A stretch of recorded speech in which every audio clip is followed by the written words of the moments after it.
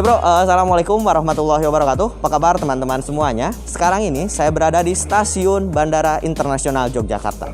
Stasiun ini mengintegrasikan Bandara Internasional Yogyakarta dengan Stasiun Tugu, sehingga waktu perjalanan dari bandara ke kota itu lebih simpel dan lebih sedikit. Nah, saya datang sini untuk melihat apakah betul hari ini ada peresmian atau tidak. Dengar-dengar katanya ada peresmiannya. Kita lihat kebuktiannya. Apakah ini peresmian ataukah hanya uji coba? Sekedar informasi bahwasanya jalur kereta api Bandara Internasional Yogyakarta ini dibangun oleh Direktorat Jenderal Perkeretaapian Kementerian Perhubungan dan persinyalannya sudah canggih menggunakan sinyal elektrik dari PT Line Industri. Keren pokoknya. Nanti kita akan ikuti acaranya. Dan nanti juga ada kereta yang akan ke sini, KAIS Merbabu, yang di dalamnya ada Ditjen KA. Nanti kita akan lihat statementnya seperti apa. Yuk, bagi teman-teman yang penasaran, tonton terus videonya sampai selesai. Sebelum kita menuju ke BH9, tempat di sana nanti kereta KAIS Merbabu berhenti, kita akan wawancarai terlebih dahulu Direktur Utama PT LRS. Nanti kita akan sapa beliau ada di ruang PDU sana.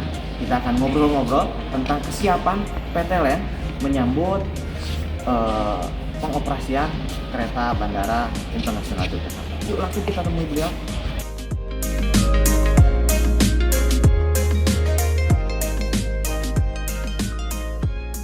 Assalamualaikum Pak. Salam. Aduh. Kang Yusril, gimana? Siap. Alhamdulillah Pak sehat. Nah, ini saya bersama dengan Pak Agung Darmawan yang merupakan Direktur Utama PT LRS. Kita akan bertanya-tanya, saya sudah susun pertanyaannya. Jadi Pak, kan ini mau ada uji coba kereta bandara nih Pak, saya ingin bertanya. Apa pendapat Bapak tentang persiapan yang sudah tim LRS siapkan dalam uji coba kereta bandara ini? Ya, jadi kita dalam posisi tahap terakhir ya dari satu rangkaian pekerjaan panjang. Kita mendapatkan kontrak proyek pembangunan jalur bandara ya dari Kedundang sampai Nia gitu. Itu rangkaian pekerjaan panjang dari engineering, fabrikasi, instalasi, integrasi, poskom, dan insya Allah besok kita lakukan switch over ya. Ini satu pekerjaan yang panjang dan insya Allah besok kita selesaikan. Dan kita sudah siapkan tim untuk, karena ini switch over ini satu pekerjaan yang serentak dan jumlahnya cukup banyak, melibatkan banyak pihak, dan kita sudah siapkan tim kita untuk lakukan switch over, dan sejak switch over besok sistem sudah siap dioperasikan. Oke, jadi kalau boleh tahu persiapan itu meliputi apa saja sih Pak? Ya, kita pertama mobilisasi tim ke sini, kemudian kita lakukan pekerjaan yang tersisa, integrasi biasanya dan pengetesan, dan begitu kita yakin, kita nyatakan kemudian diuji coba oleh tim dari perhubungan, Kementerian Perhubungan, maka kemudian kita lakukan switch over ya. Switch over itu nanti paket-paket pekerjaan yang lain dari trek, jembatan dan sebagainya terintegrasi dengan sinyal dan langsung dinyatakan beroperasi. Oh begitu. Nih Pak, kan banyak nih bandara-bandara di Indonesia yang terintegrasi dengan kereta api seperti di Medan, Jakarta, terus ada APMS juga tuh yang muter-muter di terminal bandara Solo, serta yang sekarang kita pijaki ini. Dan itu Line dan LRS selalu dilibatkan. Apakah nanti mungkin kedepannya jika ada pembuatan jalur kereta api baru untuk menghubungkan bandara ke kota, itu PT Line dan LRS akan terlibat kembali atau gimana Pak? Kita siap untuk tugas pembangunan jalur-jalur kereta bandara berikutnya ya. Mungkin mulai dari Medan, kemudian jalur bandara ke Soekarno-Hatta dari Jakarta, kemudian LRT Palembang itu kategori. Itu dari Line juga ya Pak? Kami terlibat semua. Kemudian Adi Sumarmo. Dan sekarang Nia. Betul. Insya Allah kami siap untuk pembangunan berikutnya, apakah itu di Surabaya, di Bali, kita siap insya Allah. Oke, siap. Nah Pak, ini ada pertanyaan terakhir nih Pak. Siap. Nih harapan Bapak nih Pak, kedepannya untuk hasil proyek ini seperti apa sih Pak, untuk manfaat dan lain sebagainya gitu Pak? Ya. Saya berharap proyek ini setelah selesai bermanfaat buat masyarakat, terutama membantu mobilitas masyarakat, pergerakan penumpang dari bandara ke kota dan sebaliknya, sehingga bisa membantu apakah itu pertumbuhan wisatanya, kemudian juga pertumbuhan ekonomi secara umum, sehingga keunggulan dari kereta ini memang benar bisa dimanfaatkan dengan baik oleh masyarakat. Betul ya, karena memang dengan kereta lebih cepat ya Pak. Ya, daripada transportasi darat yang semakin lama semakin macetnya. Betul itu tadi. Pak, terima kasih banyak. Mohon maaf ini mengganggu waktunya terima kasih, Pak. Kang Isril. Siap, sama-sama Pak. Nah itu tadi bincang-bincang saya mengenai kesiapan PT LEN dan LRS mengenai pengoperasian jalur ini. Dan sekarang saya akan menuju ke BH9. Di sana nanti kita akan kedatangan kereta Kais Merbabu yang di dalamnya nanti ada Ditjen. Kita cari tahu apakah betul hari ini peresmian atau tidak. Tonton ya videonya sampai habis. Oke bro, sekarang saya sudah berada di BH9, tempat nanti kereta Kais Merbabu berhenti. Ini keren banget, ada karpet merah, ada panggung kecil juga berwarna merah, spesial Hari Kemerdekaan. Nah, nanti kita di sini akan mendengarkan statement dari DJKA mengenai jalur ini. Jadi teman-teman wajib nonton video ini sampai selesai karena nanti bakal ada informasi yang penting disampaikan di sini. Keren lah pokoknya di sini, mantap.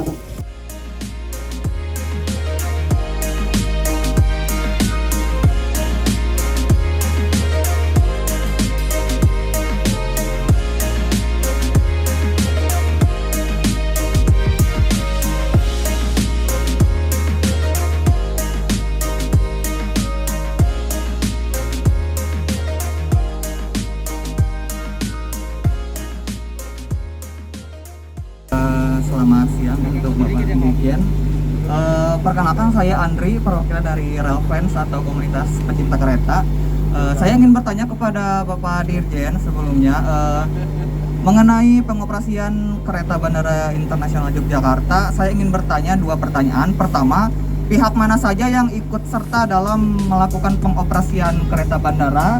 Kemudian yang kedua, banyak masyarakat yang mengetahui bahwa hari ini itu kereta bandara itu taunya itu dioperasikan secara massal gitu untuk masyarakat. Nah, apakah itu benar atau hanya sekedar uji coba saja? Terima kasih Pak.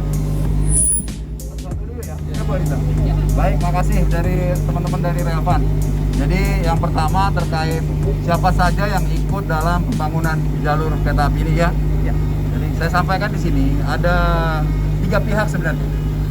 Memang jalur yang kita bangun dari Kedundang, kan teman-teman udah lihat ya, dari Kedundang sampai ke mana, ke bandara 5,4 kilo itu dibangun oleh pemerintah. Tadi Pak Kabalai sudah menjelaskan itu jalur prasarana itu milik pemerintah, prasarana perkeretaapian ya. Jadi jalur itu milik pemerintah, yang bangun kita pakai anggaran pemerintah. Itu yang pertama. Pemerintah dalam milik Kementerian Perhubungan, Ditjen Perkeretaapian. Nah, yang kedua, pihak kedua yang membangun ini karena kolaborasi. Untuk di bandaranya sendiri ada stasiun, di situ ada nanti kita lihat di situ ada platformnya, ada peron, itu dibangun oleh AP1 ya untuk di bandara ya, stasiun di bandara. Nah, peron. Nah, yang ketiga, operatornya kita tugaskan dari pemerintah, menugaskan PT Kereta Api nanti akan mengoperasikan di sini. Jadi 3 pihak ya, yang membangun ya para pelaksana kita semua, para tenaga-tenaga kontraktor kita semua, anak bangsa kita semua yang menyelesaikan ini, yang membangun ini. Alhamdulillah ini bisa selesai. Itu terkait dengan siapa saja yang membangun. Yang tadi disampaikan rencana bulan Desember selesai, ternyata 3 bulan kita bisa selesai. Dan saya syukur alhamdulillah, kritikanya adalah di lahan. Dulu kita perkirakan lahan ini cukup memakan waktu yang cukup lama dan kita membangunnya paralel. Dan alhamdulillah masyarakat sepanjang jalur ini sangat welcome, sangat support, dan kita bisa selesai pembebasan lahan dengan warga bisa lebih cepat dari itu. Yang pertama ya. Yang kedua terkait dengan pengoperasian. Jadi di dalam aturan turunan dari undang-undang dalam mengoperasikan jalur kereta api ini ada syarat-syarat yang harus dipenuhi. Jadi memang tadi pembangunan prasarananya lebih cepat, tapi harus untuk pengoperasiannya harus memenuhi syarat-syarat yang telah ditentukan. Di antaranya tadi kita diskusi di dalam, kita sudah lakukan uji laik, ya uji kelaikan dari baik uji rancang bangun, karena ini kan ada desainnya sebelumnya. Bener nggak yang dibangun sekarang itu sama dengan yang didesain dulu? Itu sudah dilakukan, ya. Nah yang kedua adalah uji fungsi. Tadi Prof Agus juga sudah menyampaikan ke kita. fungsi supaya komponen-komponen yang ada dari setiap prasarana yang kita bangun ini benar bisa sesuai dengan ketentuan dalam rangka safety tentunya. Ya, ini sudah juga dilakukan. Jadi sejak tanggal 19 Juli uji rancang bangun, uji fungsi itu sudah dilakukan oleh Ditjen Perkeretaapian sebagai regulator. Jadi tadi yang bangun juga pemerintah, dilakukan juga pengujian ya untuk menjamin keselamatan. Dan yang selanjutnya adalah yang kita lakukan setelah kita lakukan uji bahwa memang sudah oke, sudah layak untuk digunakan untuk operasi kereta api. Ada lagi satu lagi yang kita lakukan adalah safety assessment. Safety assessment itu sudah sistem secara keseluruhan. Keretanya sudah jalan, tracknya juga sudah dilihat, oke, memenuhi di stasiunnya juga diperiksa. Itu namanya safety assessment. Itu juga sudah dilakukan. Nah, mulai besok kita akan melakukan pengujian namanya switch over. Jadi sudah layak ini sudah kita uji sudah lakukan. Nanti akan switch over. Jadi dari Kedundang tadi ada persinyalan di situ. Pengujiannya sudah, tapi belum didinaskan. Didinaskan itu artinya belum dioperasikan persinyalan di situ. Nah, besok kita akan melakukan switch over. Jadi pendinasan dari persinyalan yang ada, baik yang ada di Kedundang maupun yang ada di stasiun Megamendung. Nah, setelah itu kita lakukan switch over namanya, mulai besok mungkin sampai akhir Agustus kita lakukan commissioning, simulasi bagaimana operasi dengan kereta ini bisa berjalan tanpa dengan menggunakan penumpang. Saya kira itu jadi jadwal yang akan kita lakukan nanti. Tadi Pak yang disinggung sedikit kan tentang persinyalan Pak. Satu-satu ya. Tentang persinyalan tadi disinggung sedikit. Nah, kalau boleh tahu itu persinyalan itu dari mana Pak? Persinyalan yang switch over tadi. Buatan mana? Oh, itu yang membangun kita juga, dari kita semua. Pokoknya semua itu udah LAN ya, LAN apa LNS itu ya. Dari BUMN kita juga. Dari PT. Oke? Ya. Oke bro, sudah dapat alhamdulillah informasinya tadi dari Pak DJKA mengenai jalur ini, bahwasannya hari ini itu sebetulnya bukan peresmian ya Kang Andri, tapi apa tadi teh? Masih uji coba ya. Jadi nanti akan diuji cobakan kereta tanpa penumpang ya. Jadi ini masih belum dioperasikan untuk umum, baru uji coba ya. Jadi teman-teman, nanti kalau ini sudah resmi baru silahkan naik kereta apinya. Mantap pokoknya nama asli. Dan juga yang kedua tadi Pak DJKA menyebut bahwasannya ada 3 pihak ya. Tadi yang berperan penting, pemerintah, DJKA, terus PT KAI, terus AP1, dan juga persinyalannya tadi menggunakan dari PT LEN dan LRS seperti itu kawan. Sekarang saya akan menuju ke stasiun, ingin melihat mengabadikan kereta ya di sana nanti pas masuk stasiun. Terus nanti juga di sana saya akan wawancarai Parian yang merupakan project manager jalur kereta api Bandara Internasional Yogyakarta. Keren. Oke, Kais Merbabu sudah sampai di sini. Rombongan DJKA memantau stasiun Bandara Internasional Yogyakarta, dan sekarang sudah 12:30. Saya akan sholat duhur terlebih dahulu, ganti baju juga karena memang capek tadi lari-lari, dan nanti kita akan wawancara dengan Parian yang merupakan project manager dari PT LEN, proyek kereta Bandara Internasional Yogyakarta. Yuk kita sholat terlebih dahulu, setelah itu kita lanjut videonya.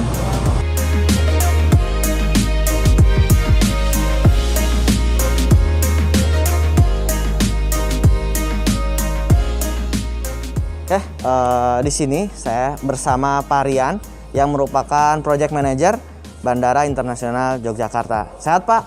Sehat, alhamdulillah. Aduh, nah saya ingin bertanya-tanya nih mengenai persiapan teknis dari PT LEN ini sekarang seperti apa sih Pak? Baik, mungkin saya ceritakan untuk persiapan terkait pengoperasian yang direncanakan di tanggal 18 Agustus ini. Dari kami, dari pihak KSO ya, KSO Railway System sudah siap 100%. Baik itu dari sisi pengadaan material, instalasi, pengetesan juga kita sudah melakukan semuanya secara sempurna. Oke, berarti sudah siap ya Pak? Ya. Oke, nah Pak, mengenai teknologi persinyalan nih ya, kan waktu itu saya pernah review persinyalan juga di Solo gitu. Apakah ini teknologinya sama atau seperti apa sih Pak? Jadi teknologi yang digunakan di sini sama dengan teknologi-teknologi yang sebelumnya. Kita menggunakan sistem Seal Safe 4000 yang merupakan produk milik dari kita sendiri. Betul ya, karena persinyalannya dari PTLN. Nah, mengenai jarak nih Pak, kan ini jalur baru nih Pak. Itu ada berapa stasiun sih Pak, serta jaraknya itu berapa kilometer gitu? Karena saya lihat di map sepertinya pendek gitu Pak ini. Ya, baik. Jadi begini, untuk stasiun bandara itu sendiri sebenarnya ini merupakan percabangan dari stasiun baru. Jadi memang di antara stasiun Wates dan stasiun Wojo itu ada stasiun baru namanya stasiun Gendundang. Dan stasiun Gendundang inilah yang merupakan titik percabangan menuju ke stasiun bandara Iya.